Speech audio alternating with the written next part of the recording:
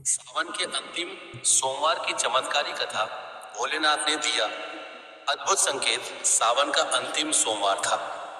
सुबह से ही आसमान में काले बादल छाए हुए थे। हवा के साथ रिमझिम बारिश हो रही थी। गांव के पुराने शिव मंदिर में भक्तों की भीड़ लगी थी। हर तरफ हर हर महादेव और ओम नमः शिवाय के जयकारे गूंज रहे थे। गांव के किनारे एक छोटा सा घर था जिसमें राधा नाम की एक गरीब महिला अपने बेटे मोहन के साथ रहती थी। राधा भगवान शिव की बहुत बड़ी भक्त थी। उसके घर में धन दौलत नहीं थी, लेकिन भोलेनाथ पर उसका विश्वास अटूट था। सावन के हर सोमवार वह सुबह सुबह उठकर मंदिर जाती और शिवलिंग पर जल चढ़ाती। लेकिन इस बार सावन का अंतिम सोमवार उसके लिए कुछ अलग था। रविवार की रात राधा को एक अजीब सपना आया। सपने में उसने देखा कि गांव का वही पुराना शिव मंदिर पूरी तरह अंधेरे में डूबा हुआ है। मंदिर के अंदर शिवलिंग के पास एक दीपक जल रहा है। तभी किसी ने धीमी आवाज में कहा, कल सुबह मंदिर में जो संकेत मिलेगा उसे अनदेखा मत करना। राधा अचानक घबराकर उठ बैठी। उसका दिल तेजी से धड़क रहा था। उसने चारों तरफ देखा। घर में सब कुछ सामान्य था। बाहर बारिश हो रही थी। राधा ने हाथ जोड़कर कहा, भोलेनाथ, अगर यह आपका संकेत है तो मुझे समझने की शक्ति देना। सुबह होते ही वह मोहन के साथ मंदिर की ओर निकल पड़ी। रास्ते में उसे गांव के कुछ लोग मिले। सभी मंदिर जा रहे थे, लेकिन जैसे ही राधा मंदिर के पास पहुंची, उसकी नजर मंदिर के मुख्य दरवाजे पर पड़ी। वह चौंक गई। दरवाजे के ठीक सामने गीली मिट्टी पर बेलपत्र के 3 पत्ते पड़े थे। राधा ने उन्हें उठाया, लेकिन तभी मोहन बोला, माँ, ये देखो, मंदिर की सीढ़ियों पर पानी की एक पतली धारा बह रही थी, जबकि उस समय बारिश बंद हो चुकी थी। राधा ने ध्यान से देखा। पानी मंदिर के अंदर से बाहर की ओर आ रहा था। वह कुछ समझ नहीं पाई। मंदिर के पुजारी हरिदास जी भी वहां आ गए। उन्होंने भी यह दृश्य देखा तो कुछ पल के लिए चुप हो गए। उन्होंने कहा, यह पानी कहां से आ रहा है? मंदिर के अंदर कोई नल नहीं था और छत से भी पानी नहीं टपक रहा था। कुछ भक्तों ने इसे साधारण पानी समझकर नजरअंदाज कर दिया, लेकिन राधा के मन में रात का सपना घूम रहा था। उसे वही आवाज याद आ रही थी, जो संकेत मिलेगा उसे अनदेखा मत करना। राधा धीरे धीरे मंदिर के गर्भगृह की ओर बढ़ी।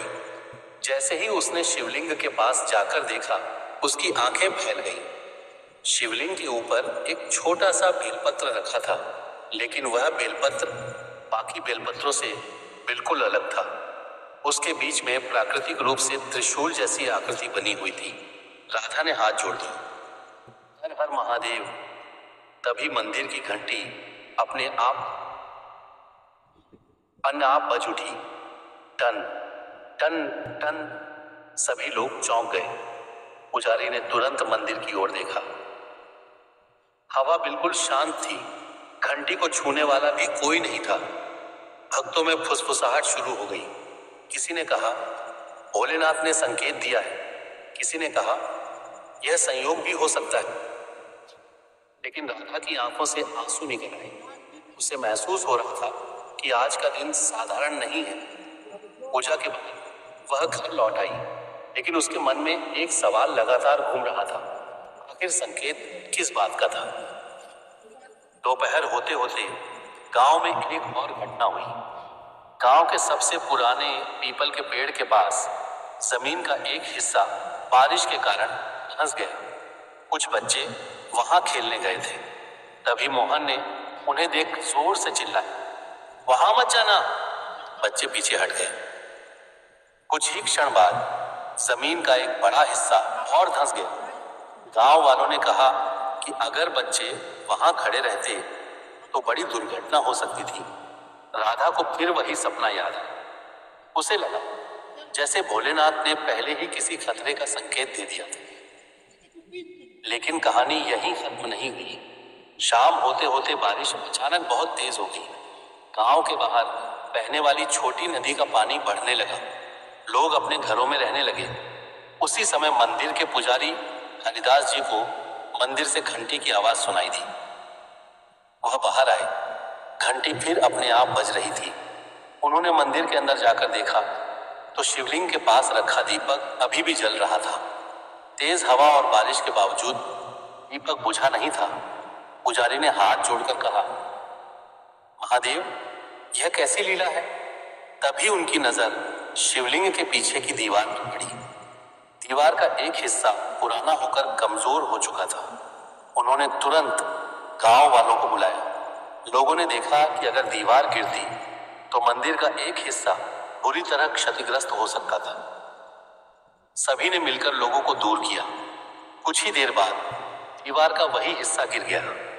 राधा भी वहां पहुंच गई। वह चुपचाप शिवलिंग की ओर देखने लगी। अब उसे समझ आने लगा था कि सुबह मिले संकेत केवल एक घटना नहीं थे, मानो भोलेनाथ बार बार सबको सावधान कर रहे थे। लेकिन सबसे बड़ा रहस्य अभी बाकी था। रात लगभग 9 बजे बारिश थोड़ी कम हुई। राधा घर में बैठी थी। तभी मोहन दौड़ता हुआ आया। माँ, मंदिर के पास कोई रोशनी दिखाई दे रही है। राधा उसके साथ मंदिर की ओर चल पड़ी। दूर से मंदिर के अंदर हल्की रोशनी दिखाई दे रही थी। दोनों जैसे ही पास पहुंचे, रोशनी गायब हो गई। मंदिर के अंदर सिर्फ दीपक जल रहा था। राधा शिवलिंग के सामने जाकर हाथ जोड़ दिए। तभी उसकी नजर शिवलिंग के पास रखे उस बेलपत्र पर गई जिस पर त्रिशूल जैसी आकृति बनी थी। अब वह बेलपत्र वहां नहीं था। उसकी जगह एक छोटा सा पत्थर पड़ा था। राधा ने पुजारी को बुलाया। हरिदास जी ने पत्थर को उठाकर देखा। पत्थर पर बहुत हल्की सी ओम जैसी प्राकृतिक आकृति बनी हुई थी। पुजारी की आंखों में आंसू आ गए। उन्होंने कहा, राधा, शायद महादेव हमें यही समझाना चाहते हैं कि चमत्कार केवल आंखों से दिखाई देने वाली चीज नहीं होता। कभी कभी भगवान संकेत देकर हमें किसी बड़ी परेशानी से बचाते हैं। राधा ने पूछा, लेकिन महाराज, यह संकेत किसके लिए था? पुजारी कुछ पल चुप रहे। फिर उन्होंने कहा, शायद पूरे गांव के लिए। अगली सुबह गांव वालों ने देखा कि नदी का पानी सामान्य हो चुका था। जिस रास्ते से लोग रोज मंदिर जाते थे, वहां रात में पानी भर गया था। अगर लोग बारिश के दौरान उस रास्ते से निकलते तो परेशानी हो सकती थी। गांव के बुजुर्गों ने कहा कि सावन के अंतिम सोमवार को मिली चेतावनी ने पूरे गांव को सावधान कर दिया। उस दिन गांव वालों ने मिलकर मंदिर की मरम्मत कराने का निर्णय लिया। राधा ने अपनी क्षमता के अनुसार थोड़ा सा धन दिया। मोहन ने भी अपनी गुल्लक मंदिर के लिए दे दी। गांव के बाकी लोगों ने भी सहयोग किया। कुछ दिनों बाद मंदिर फिर से सुंदर हो गया। लेकिन उस सावन के अंतिम सोमवार की घटना गांव वालों के मन में हमेशा के लिए बस गई। कई साल बाद भी जब सावन आता, लोग उस दिन की कहानी सुनाते। राधा हमेशा कहती, भोलेनाथ हर बार चमत्कार दिखाकर सामने नहीं आते। कभी वे किसी आवाज में, कभी किसी संयोग में, कभी किसी इंसान की चेतावनी में और कभी किसी छोटे से संकेत में हमारे साथ होते हैं। और उस दिन से गांव में एक परंपरा शुरू हुई। सावन के अंतिम सोमवार को सभी लोग मंदिर में एक दीप जलाते और प्रार्थना करते, हे भोलेनाथ, हमें सही और गलत को पहचानने की बुद्धि देना, हमारे परिवार और गांव की रक्षा करना, और जब जीवन में कोई कठिन समय आए तो हमें सही मार्ग दिखाना। कहते हैं कि उसके बाद कई वर्षों तक सावन के अंतिम सोमवार की सुबह मंदिर की घंटी अपने आप कुछ क्षणों के लिए बजती थी। कोई इसे हवा कहता था, कोई संयोग, लेकिन राधा मुस्कुराकर बस इतना कहती, जिसके हृदय में विश्वास हो वह संकेत को पहचान लेता है। और शायद यही उस चमत्कारी कथा का सबसे बड़ा रहस्य था। भोलेनाथ हमेशा हमारे सामने आकर नहीं कहते कि वे हमारे साथ हैं। कभी कभी वे केवल एक छोटा सा संकेत देते हैं और इंतजार करते हैं कि हम उस संकेत को समझ पाते हैं या नहीं। ऐसे ही और कहानी और कथा सुनने के लिए हमारे चैनल को लाइक, शेयर, फॉलो और सब्सक्राइब करें। धन्यवाद।